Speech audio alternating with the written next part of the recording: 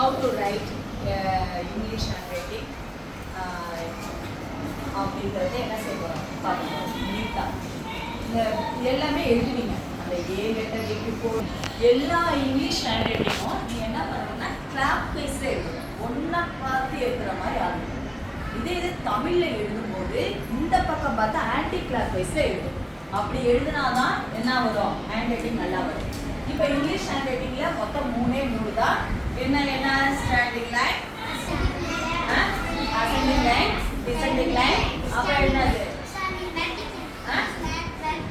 அந்த லைனில் தான் நம்ம என்ன செய்ய போகிறோம், ஹேண்ட் ரைட்டிங்கே எழுத போகிறோம். அந்த சின்ன கோர்ஸு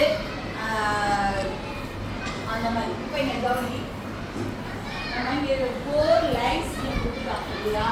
இந்த 4 லைன்ஸில் நீ ஹேண்ட் ரைட்டிங் புக்கில் நீ பார்த்தீங்கன்னா தெரியும் எந்தெந்த லெட்டர்ஸ் மிடில் லைனில் இருக்குது. இப்போ மிடில் லைனில் எழுதுகிற லெட்டர்ஸ் எல்லாம் இந்த 4 கோட்டில் ஃபர்ஸ்ட் 2 லைன்ஸில் எழுதுற, அதாவது மிடில் எழுதுறதெல்லாம் A C E I M N O R S U V W X Y. Z also நீ எழுத முடியாது. சாதாரண இசட் 60% எழுதுல இசட் வேற. இப்போ இங்கே பாரு 3 லைன்ஸ், அப்பர் 3 லைன்ஸ். அப்பர் 3 லைன்ஸ்னா மேல இருந்து 3 கோட்ல எது எழுதணும் அப்படின்னா என்ன லெட்டர் எழுதணும்?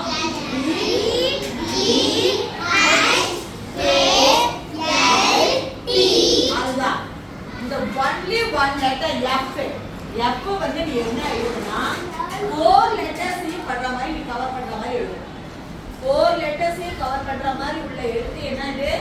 எஃப். அடுத்தது கீழே பாட்டம் 3 லைன்ஸ்ல எழுதுறது என்னன்னா அப்படின்னா